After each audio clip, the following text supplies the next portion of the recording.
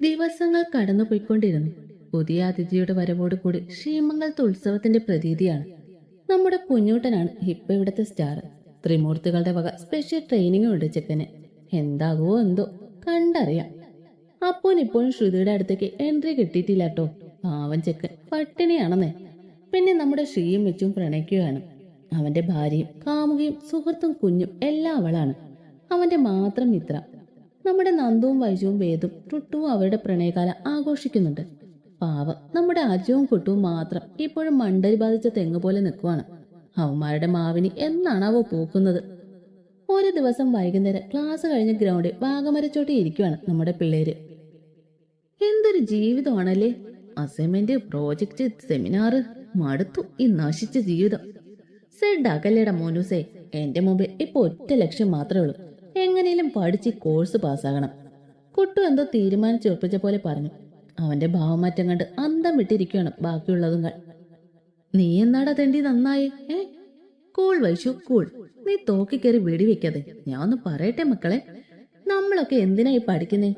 അതെത്ര ചോദിക്കാനുണ്ടോ ജോലി കിട്ടാൻ? അത് നീ. ഞാൻ എന്തിനാ പഠിക്കുന്നതെന്ന് നിനക്കറിയോ ഉമ്മോ? നിനക്കറിയോ മെച്ചോ? നിനക്കൊട്ടിട്ടു ജോലിക്കല്ലേ പിന്നെ എന്തിനാടാ അങ്ങനെ ചോദിക്കേ? എല്ലാവരും തോറ്റോ എന്നാ ഞാൻ പറയട്ടെ.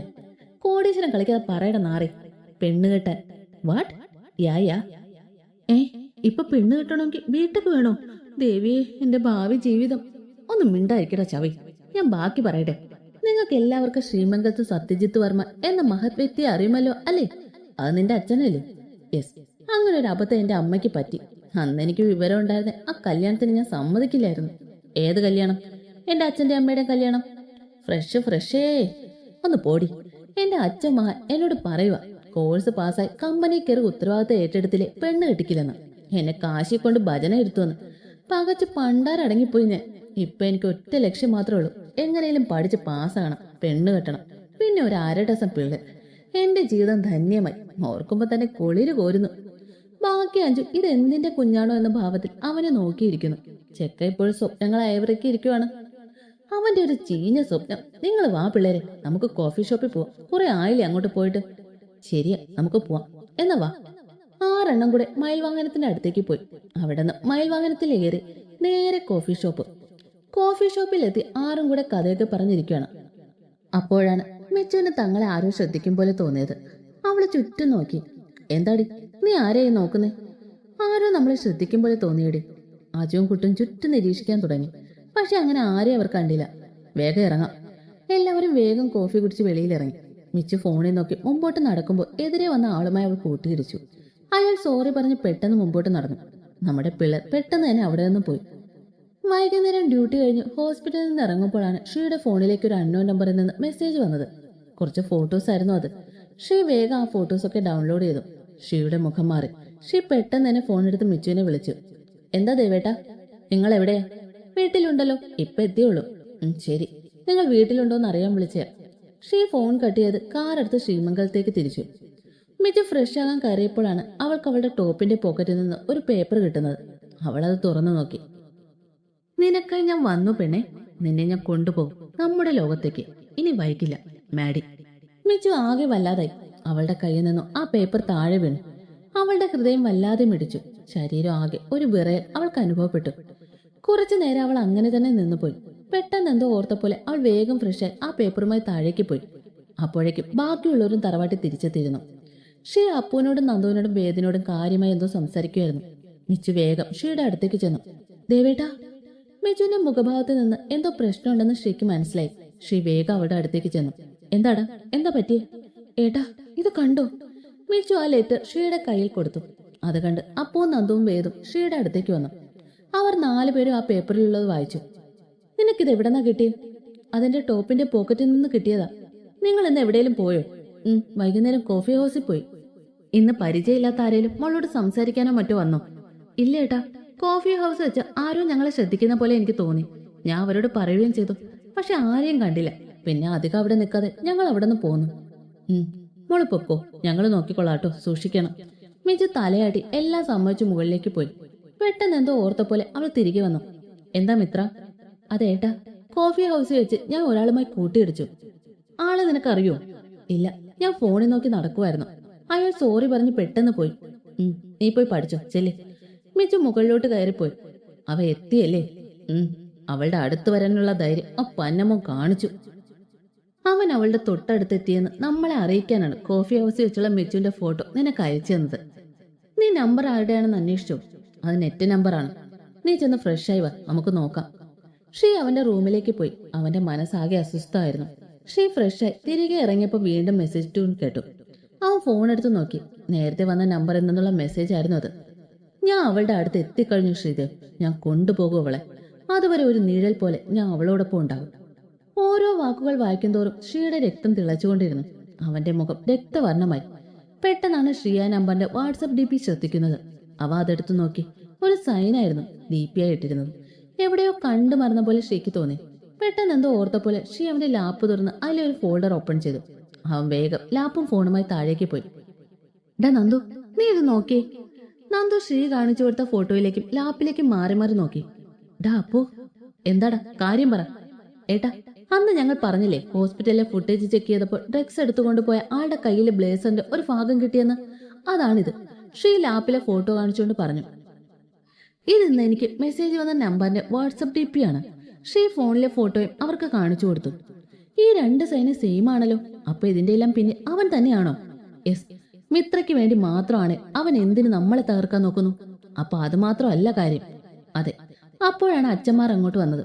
അവരോടും ശ്രീ കാര്യങ്ങൾ പറഞ്ഞു. അവരെ അവൻ ആ ഫോട്ടോസ് കാണിച്ചു കൊടുത്തു. ഇതവന്റെ ഹോസ്പിറ്റലിന്റെ എംബ്ലമാണ്. ഞാൻ ഓർക്കുന്നുണ്ട്. അവരുടെ എല്ലാ സ്ഥാപനങ്ങളിലും ഈ സൈൻ ഞാൻ കണ്ടിട്ടുണ്ട്. അപ്പൊ ശത്രു രണ്ടല്ല, ഒന്നാണ്. അതേതായാലും നന്നായി. നമുക്കിടയിൽ തന്നെ അവനുണ്ട്, അല്ലെങ്കിൽ അവനെ സഹായിക്കുന്ന ഒരാൾ. മോനെ സൂക്ഷിക്കണം. അവന്റെ ഹോസ്പിറ്റലിന്റെ മറവിൽ നടന്നതൊക്കെ ഞാൻ പറഞ്ഞില്ലായിരുന്നോ? ഡ്രഗ്സിന്റെ കാര്യം കേട്ടപ്പോൾ തന്നെ എനിക്കൊരു ഡൗട്ട് തോന്നിയിരുന്നു, ഇതിന്റെ പിന്നിൽ അവനാണോന്ന്. അമ്മമ്മ ടെൻഷൻ ആകണ്ട. അവിടെ ഞാൻ അറിയാതെ ഒന്നും നടക്കില്ല. അതിനുള്ളതൊക്കെ ഞാൻ ചെയ്തിട്ടുണ്ട്. അച്ഛന്റെ കയ്യിൽ അവന്റെ ഫോട്ടോ ഒന്നുമില്ലേ? ഇല്ലടാ. അവനെ ഞാൻ ആകെ കണ്ടിരിക്കുന്ന 3 പ്രാവശ്യമാണ്. ഒന്ന് അവരുടെ ഹോസ്പിറ്റലിൽ വെച്ച്, പിന്നെ അന്ന് ഫ്ലാറ്റിൽ വന്നപ്പോൾ, പിന്നെ നമ്മുടെ കോളേജിൽ വെച്ച്. അവന്റെ രൂപം കൃത്യമായി പറഞ്ഞുതരാൻ കഴിയോ? ഞാൻ കാണുമ്പോഴൊക്കെ അവൻ സൺഗ്ലാസ് വെച്ചിട്ടുണ്ട്. പലപ്പോഴും പല സ്റ്റൈലാണ്, താടിയും മുടിയും ഇല്ല. കണ്ടാൽ മനസ്സിലാകും എന്നല്ലാതെ വ്യക്തമായി എനിക്ക് എക്സ്പ്ലെയിൻ ചെയ്യാൻ കഴിയില്ല. വേറെ വഴി നോക്കാം. ഡാ, ഇവിടെ വളരെ കുറച്ച് സ്റ്റാഫല്ലേ പുതുതായി ജോയിൻ ചെയ്തത്. ബാക്കിയൊക്കെ നമ്മുടെ നേരത്തെ അറിയാവുന്നവരല്ലേ? അതെ അച്ഛാ. സ്റ്റോർ റൂമിൽ കയറണമെങ്കിൽ കാർഡ് സ്വൈപ്പ് ചെയ്യണ്ടേ? നീ നോക്കിയോ അത്? ഡോക്ടർ നിരഞ്ജനും ഡോക്ടർ വർമ്മയ്ക്കുമായിരുന്നു അന്ന് ഡ്യൂട്ടി. പിന്നെ 2 നഴ്സുമാരും. അവരാണ് മെഡിസിൻസ് എല്ലാം ചെക്ക് ചെയ്ത് കയറ്റിയത്. നീ അവരോട് സംസാരിച്ചോ? ഞങ്ങൾ 2 ആളും സംസാരിച്ചിരുന്നു. അവർ കൃത്യമായി എല്ലാം ചെക്ക് ചെയ്ത് കയറ്റിയതാണെന്ന്. സഞ്ജു എന്താ പറയുന്നേ? അവന്റെ മേൽനോട്ടത്തിലല്ലേ അവിടുത്തെ കാര്യങ്ങൾ. എന്നിട്ടും അവ ഒന്നും അറിഞ്ഞില്ല എന്ന് വെച്ചാൽ? ഞാനും അത് ചിന്തിച്ചു. അവന്റെ ഭാഗത്തുനിന്ന് ഇതുവരെ ഒരു വീഴ്ചയും ഉണ്ടായിട്ടില്ല. അവൻ കുറച്ച് ദിവസം ലീവായിരുന്നു വലിയച്ഛ.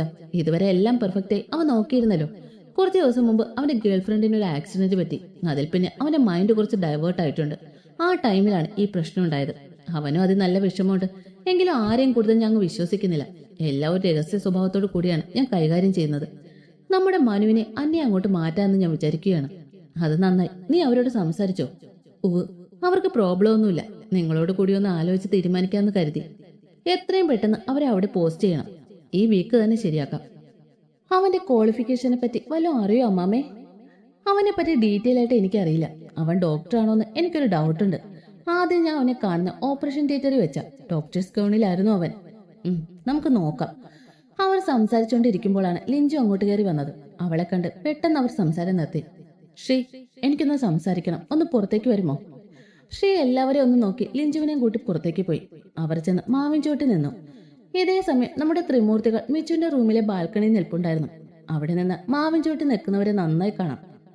ദേ അങ്ങോട്ട് നോക്കി. ശ്രീയേട്ടനും ആ പരിഷ്കാരിയും. മിച്ചുവും കുട്ടുവും ടുട്ടു വിരൽ ചൂണ്ടിയടുത്തേക്ക് നോക്കി. ഇവർ എന്തുവാ മാറി എന്ന് സംസാരിക്കുന്നേ? തൽക്കാലം അവിടെ നടക്കുന്ന എന്താന്ന് നമുക്ക് ശ്രദ്ധിക്കാം. ഇതേ സമയം മാവിൻ ചുവട്ടിൽ. എന്താ നിനക്ക് പറയാനുള്ളേ? ശ്രീ, എന്നോട് ക്ഷമിക്കടാ. ഒരുപാട് തെറ്റെനിക്ക് പറ്റി. ചെയ്യാൻ പാടില്ലാത്തതൊക്കെ ഞാൻ ചെയ്തു. നിന്നോട് ഞാൻ ഒന്നും മറച്ചു വെച്ചിട്ടില്ല എന്നറിയാലോ. ബട്ട് നിന്നോട് എനിക്കുള്ള പ്രണയം മാത്രം ഞാൻ നിന്നിൽ നിന്ന് മറച്ചു വെച്ചു. ലിഞ്ചുവിന്റെ കണ്ണുകൾ നിറഞ്ഞു തുളുമ്പി. ആരും ഇല്ലായിരുന്നു എനിക്ക്. അപ്പോഴാ നല്ലൊരു ഫ്രണ്ടായി നീ എന്റെ ജീവിതത്തിലേക്ക് കടന്നു വന്നത്. പിന്നെ എനിക്കെല്ലാം നീ മാത്രമായിരുന്നു. പതിയെ പതിയെ നിന്നോടുള്ള സൗഹൃദം പ്രണയമായി. നീയില്ലാതെ ജീവിക്കാൻ കഴിയില്ലെന്നായി. ലിഞ്ചു ശ്രീയുടെ കൈകൾ കൂട്ടിപ്പിടിച്ചു. അങ്ങ് ബാൽക്കണി മിച്ചുവിന്റെ ഉള്ളിലൊരു വെള്ളിടി വെട്ടി. ആക്ഷൻ മാത്രമേ പിള്ളേർക്ക് മനസ്സിലാവും. പറയുന്നൊന്നും കേൾക്കാൻ പറ്റില്ല. ആരും ഇല്ലാത്ത എനിക്ക് സ്നേഹിക്കാൻ കിട്ടിയതല്ലേ നിന്നെ. ആർക്കും വിട്ടുകൊടുക്കരുതെന്ന് തോന്നി. അതാ ഞാൻ ഇങ്ങോട്ട് വന്നേ.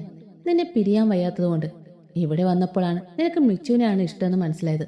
എനിക്ക് സഹിച്ചില്ല. അവളോട് എനിക്ക് ദേഷ്യമായി. അതാ ഞാൻ അവളെ ദ്രോഹിക്കാൻ നോക്കിയേ. നിങ്ങളുടെ കല്യാണം തീരുമാനിച്ചപ്പോൾ ഞാൻ എല്ലാം മറക്കാൻ തീരുമാനിച്ചേ. പക്ഷെ കല്യാണ തലേന്ന് നീ മറ്റൊരാളുടെ ആകാൻ പോകുന്നു എന്ന് ചിന്തിച്ചപ്പോൾ സഹിച്ചില്ല. നിന്നെ എനിക്ക് നഷ്ടപ്പെടുത്താൻ കഴിയില്ല എന്ന് എനിക്ക് മനസ്സിലായി. അപ്പോഴത്തെ തോന്നലിലാണ് ഞാൻ രാഹുലിനെ വിളിച്ച് അവളെ ഒഴിവാക്കാൻ വഴി ചോദിച്ചത്. അവനാണ് എന്നെ സഹായിച്ചുകൊണ്ടിരുന്നത്. അവന് മിച്ചുവിനോടുള്ള പക മനസ്സിലായപ്പോൾ ഞാൻ തന്നെ തിരഞ്ഞു പോയതാ അവനെ. അപ്പോൾ വേറൊന്നും ചിന്തിച്ചില്ല ശ്രീ. എന്നോട് പൊറുക്കണം. എനിക്ക് ആരുമില്ല. എന്നെ നിന്റെ ആ പഴയ സുഹൃത്തായി കാണാൻ പറ്റുമോടാ? പ്ലീസ്, കാല് പിടിക്കാം ഞാൻ. ലിഞ്ചു കരഞ്ഞോണ്ട് ശ്രീയുടെ കാൽക്കൽ വീണു. അവൻ അവളെ പിടിച്ചെഴുന്നേൽപ്പിച്ചു. പെട്ടെന്നാണ് ലിഞ്ചു ശ്രീയെ കെട്ടിപ്പിടിച്ചത്. ഇത് കണ്ടുകൊണ്ട് നിന്ന മിച്ചുവിന്റെ കണ്ണുകൾ നിറഞ്ഞു. അവൾ പെട്ടെന്ന് റൂമിലേക്ക് കയറിപ്പോയി. കുട്ടും ടുട്ടും മിച്ചുവിന്റെ പുറകെ പോയി. ശ്രീ ലിഞ്ചുവിനെ തന്നെ നിന്നും അടർത്തി മാറ്റി. തെറ്റ് മനസ്സിലായല്ലോ, നല്ല കാര്യം. കഴിഞ്ഞത് കഴിഞ്ഞു, പോട്ടെ. അപ്പോ ഫ്രണ്ട്സ്. ശ്രീ ലിഞ്ചുവിന് നേരെ കൈനീട്ടി. ലിഞ്ചു കണ്ണു തുടച്ച് അവനെ നോക്കി പുഞ്ചിരിച്ചു. ഫ്രണ്ട്സ്, എന്നാ അകത്തേക്ക് വാ. ശ്രീ ലിഞ്ചുവിനെ കൊണ്ട് അകത്തേക്ക് പോയി. ഹാളിൽ നമ്മുടെ പിള്ളേർ ഒഴിച്ച് എല്ലാവരും ഉണ്ടായിരുന്നു. ശ്രീയുടെ കൂടെ അവന്റെ കൈ തൂങ്ങി വരുന്ന ലിഞ്ചുവിനെ കണ്ട് എല്ലാവരും പരസ്പരം നോക്കി. ആരും അത്ഭുതപ്പെടേണ്ട. അവൾ അവളുടെ തെറ്റേറ്റു പറയാൻ വന്നതാ. എന്നെ സ്നേഹിച്ചതടക്കം എല്ലാം അവൾ തുറന്നു പറഞ്ഞു. എല്ലാവരും എന്നോട് ക്ഷമിക്കണം. ഇനിയും ഒരു തെറ്റും ഞാൻ ചെയ്യില്ല. എനിക്ക് ആരുമില്ല. ഇവിടെ വന്നപ്പോഴാണ് കുടുംബം എന്താണെന്നൊക്കെ ഞാൻ അറിയുന്നത്. എന്നെ വെറുക്കല്ലേ. അവൾ പൊട്ടിക്കരഞ്ഞുകൊണ്ട് നിലത്തേക്കിരുന്നു. അവളുടെ അവസ്ഥ കണ്ട് അമ്മമാർക്ക് പാവം തോന്നി. ഭദ്ര വന്ന് അവളെ എഴുന്നേൽപ്പിച്ച് അവളുടെ കണ്ണു തുടച്ചു കൊടുത്തു. അവൾ ഭദ്രയെ കെട്ടിപ്പിടിച്ച് തേങ്ങിക്കരഞ്ഞു. അവർ അവളെ ആശ്വസിപ്പിക്കുന്നുണ്ട്. അച്ഛന്മാരും പുരുഷവും അവളെ നോക്കി ചിരിച്ചു. അപ്പുവിന്റെയും നന്ദുവിന്റെയും വേദിന്റെയും ഭാഗത്തുനിന്ന് റെസ്പോൺസ് ഒന്നും ഇല്ലാതിരുന്നതുകൊണ്ട് അവൾ അവരുടെ അടുത്തേക്ക് ചെന്നു. എനിക്ക് ഏട്ടന്മാർ ആരുമില്ല. എന്നെ നിങ്ങളുടെ അനിയത്തിയെ സ്വീകരിക്കൂ. അപ്പവും നന്ദുവും വേദും ശ്രീയെ നോക്കി. അവന്മാർ ഒന്നും പറയുന്നില്ലെന്ന് കണ്ടതും ലിഞ്ചുവിന്റെ കണ്ണുകൾ നിറഞ്ഞു. നിങ്ങൾക്ക് വിശ്വാസം ഇല്ലല്ലേ? സാരമില്ല. നിങ്ങൾക്ക് ഇഷ്ടമല്ല ഞാൻ പൊയ്ക്കോളാട്ടോ. ആരെയും ബുദ്ധിമുട്ടിപ്പിക്കില്ല. ലിഞ്ചു കണ്ണു തുടച്ച് അവരെ നോക്കിയൊന്ന് ചിരിച്ചുകൊണ്ട് തിരിഞ്ഞു നടന്നു. അനിയത്തിക്കുട്ടി. അപ്പുവിന്റെ വിളി കേട്ട് ലിഞ്ചു തിരിഞ്ഞു നോക്കി. വേദു അപ്പു നന്ദു അവളെ നോക്കി ചിരിച്ചു. അവളും അവരെ നോക്കി ചിരിച്ച് അവരുടെ അടുത്തേക്ക് ഓടിച്ചെന്ന് അവരെ കെട്ടിപ്പിടിച്ചു. അത് കണ്ട് എല്ലാവരും ചിരിച്ചു. എന്നാ വാ, എല്ലാവർക്കും ഒരുമിച്ചിരുന്ന് കഴിക്കാം. എല്ലാവരും ഡൈനിങ് ഹാളിലേക്ക് പോയി. കുറച്ചു കഴിഞ്ഞപ്പോൾ മിച്ചുവും ടുട്ടുവും കുട്ടും താഴേക്ക് വന്നു. ഷീയുടെ അടുത്തിരിക്കുന്ന ലിഞ്ചുവിനെ കണ്ട് മിച്ചുവിന്റെ ദേഷ്യം കൂടി. ഇവളെന്താ ഇവിടെ? ലിഞ്ചുമോൾ എല്ലാവരോടും മാപ്പ് പറഞ്ഞു. അവൾക്ക് നമ്മളൊക്കെ അല്ലേ ഉള്ളൂ. കഴിഞ്ഞൊക്കെ അമ്മയുടെ മോള് മറക്കണം. മറക്കാനോ? എന്ത് മറക്കാൻ? എന്നെ കൊല്ലാൻ നോക്കിയതോ? അതോ ഞാൻ സ്നേഹിച്ച പുരുഷനെ എന്നെ നിന്ന് അകറ്റാൻ നോക്കിയതോ? മിച്ചു, അവൾ നമ്മുടെ ഗസ്റ്റ് ആണ്. ഏട്ടനും ഉണ്ടല്ലേ? ആ കൊള്ളാം. മിച്ചു ശ്രീയെ ഒന്ന് നോക്കി. മിത്ര, നീ കഴിക്കാതിരിക്കെ. ബാക്കിയൊക്കെ പിന്നെ. ഇവിടെ വാ. ഇല്ല, ഇവളുടെ കൂടെ ഞാൻ കഴിക്കില്ല. ഇവളോട് പോവാൻ പറ. ഇവൾ മാത്രമല്ല, ഞങ്ങളും കഴിക്കില്ല. നിങ്ങൾ വന്നിരിക്കുന്നുണ്ടോ ഇല്ലയോ? ഇല്ല, അവളെ പറഞ്ഞുവിട്. ലിഞ്ചു എല്ലാവരെയും നോക്കി ഒന്ന് ചിരിച്ച് പതുക്കെ എഴുന്നേറ്റു. അവളുടെ കണ്ണുകൾ നിറഞ്ഞിരുന്നു. നിങ്ങൾ കഴിച്ചോ? എനിക്ക് വിശപ്പില്ല. ശ്രീ ഉടനെ ലിഞ്ചുവിന്റെ കൈ പിടിച്ച് അവിടെ ഇരുത്തി. നീ അവിടെ ഇരിക്കെ, വിശപ്പുള്ളവർ കഴിച്ചോളും. മിച്ചുവിന്റെ കണ്ണുകൾ നിറഞ്ഞു. ശ്രീ ലിഞ്ചുവിന് പ്ലേറ്റ് എടുത്തു കൊടുത്തു. മിച്ചുവിന് സഹിച്ചില്ല. അവൾ പെട്ടെന്ന് വന്ന് ലിഞ്ചുവിന്റെ കയ്യിലെ പ്ലേറ്റ് തട്ടിത്തെറിപ്പിച്ചു. പ്ലേറ്റ് നിലത്ത് വീണ് പൊട്ടി. ശ്രീ ഇരുന്നിടത്തുനിന്ന് ചാടി എണീറ്റ് മിച്ചുവിന്റെ കാരണം തീർത്തൊന്ന് കൊടുത്തു. എല്ലാവരും ഞെട്ടി നിന്നു. അഹങ്കാരം കാണിക്കുന്നു. ശ്രീ, വേണ്ട, എന്റെ പേരിൽ ഒരു പ്രശ്നം വേണ്ട. നീ മിണ്ടായിരിക്കും ലിഞ്ചു. അവളുടെ അഹങ്കാരം തീർക്കുന്നുണ്ട് ഞാൻ. നിങ്ങൾക്ക് ഞാനിപ്പോ അഹങ്കാരിയല്ലേ? നന്നായി. എന്നേക്കാൾ വലുത് ഇവളാണല്ലേ? നിങ്ങളെല്ലാം മറന്നോ? ഇവൾ കാരണം ഞാൻ അനുഭവിച്ചതൊക്കെ മറന്നോ? തെറ്റ് ആർക്കും പറ്റും. മനുഷ്യന്മാരാണ് എല്ലാവരും. ആരും പെർഫെക്റ്റ് അല്ല. ക്ഷമിക്കാൻ പഠിക്കണം. ഓ ശരി, അങ്ങനെയാണല്ലേ? അല്ലെങ്കിൽ നിങ്ങൾക്കൊന്നും പറ്റിയില്ലല്ലോ. ഞാനല്ലേ അനുഭവിച്ചേ. ഇനി ഞാൻ ഒഴിഞ്ഞു തരണമെന്നുകൂടി പറയൂ മിത്ര. മിച്ചു ലിഞ്ചുവിന്റെ അടുത്തേക്ക് നീങ്ങി. നീ ജയിച്ചു, വെൽ ഡൺ. മിച്ചു അത്രയും പറഞ്ഞ് മുകളിലേക്ക് ഓടി. കുട്ടും ടുട്ടും അവളുടെ പുറകെയും പോയി. ശ്രീ കൈ കഴുകി വെളിയിലേക്ക് പോയി. എന്റെ കുട്ടിയോ? ഒന്നുമില്ലടോ. അവരുടെ സൗന്ദര്യപ്പിണക്കോ അല്ലേ? അത് അവര് തന്നെ മാറ്റിക്കോളും. ഞാൻ കാരണമല്ലേ? ഹേ, അങ്ങനെയൊന്നുമില്ലടോ. താൻ കഴിക്കേ. എല്ലാവരും എന്തൊക്കെയോ കഴിച്ചെന്ന് വരുത്തി എഴുന്നേറ്റു. ശ്രീ നേരെ പോയത് ഗാർഡനിലേക്കാണ്. അവിടെയുള്ള സ്വിങ്ങിൽ അവൻ കണ്ണടച്ചിരുന്നു. അവന്റെ മനസ്സ് ആകെ അസ്വസ്ഥമായിരുന്നു. അരികിൽ ആരും ഇരിക്കുന്നതായി തോന്നിയപ്പോഴാണ് ശ്രീ കണ്ണുകൾ തുറന്നത്. ശ്രീയുടെ പുറകെ വന്നതാണ് അപ്പവും വേദവും നന്ദുവും. ഏട്ടാ, എന്റെ മിത്ര. പോട്ടടാ, നിന്റെ മനസ്സ് ഞങ്ങൾക്ക് മനസ്സിലാകും. എല്ലാം നമുക്ക് ശരിയാക്കാം. അവൾ അങ്ങനെ ചെയ്തപ്പോ അപ്പോഴത്തെ ദേഷ്യത്തിൽ തല്ലിപ്പോയതാ. ഞങ്ങൾക്ക് മനസ്സിലാവൂടാ. അവളെ തല്ലാനും തലോടാനും അവകാശമുള്ളവനാണ് നീ. ഇപ്പോഴത്തെ ചൂടൊന്ന് മാറട്ടെ, നമുക്കവളെ പറഞ്ഞ് മനസ്സിലാക്കാം. ഇപ്പൊ ഇതൊക്കെ വിട്. അവൾക്ക് നിന്നെ മനസ്സിലാവും. നമുക്ക് ചിന്തിക്കാനും ചെയ്യാനും ഒരുപാട് കാര്യങ്ങളുണ്ട്. എന്റെ പെണ്ണിനെ വെച്ചുള്ള കളിയാടാ. ഒരു പാളിച്ച വരാൻ പാടില്ല. നമ്മൾ ഒന്നിച്ചല്ലേടാ, അങ്ങനെ നമ്മൾ വിട്ടുകൊടുക്കുവോ നമ്മുടെ കൊച്ചിനെ? നമ്മൾ ജയിക്കും. അവർ 4 പേരും പിന്നെയും കുറെ നേരം അവിടെ ഇരുന്ന് സംസാരിച്ചിട്ടാണ് കിടക്കാൻ പോയത്. ഷീ റൂമിൽ ചെന്നപ്പോൾ മിച്ചു ഉറങ്ങിയിരുന്നു.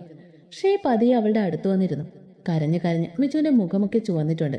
കവളിൽ അവളുടെ കണ്ണുനീരിന്റെ അവശേഷിപ്പ് പറ്റിപ്പിടിച്ചിരിക്കുന്നു. ഉറക്കത്തിലും അവൾ ഏങ്ങലടിക്കുന്നുണ്ട്. കരഞ്ഞു വീങ്ങി അവളുടെ മുഖം കണ്ട് ഷീയുടെ കണ്ണു നിറഞ്ഞു.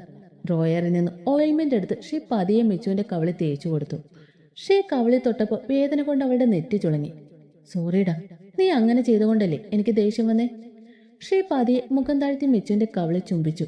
അവന്റെ ചുണ്ടുകളുടെ ചൂടറിഞ്ഞ വണ്ണം ഉറക്കത്തിലും മിച്ചുവിന്റെ ചുണ്ടിൽ ഒരു പുഞ്ചിരി വിരിഞ്ഞു. ഷീയോ അവളുടെ അടുത്ത് കിടന്ന് അവളെ അവന്റെ നെഞ്ചിലേക്ക് കയറ്റി കിടത്തി. തന്റെ പാതയുടെ ചൂടേറ്റ് ഇരുവരും നിദ്ര പുൽകി.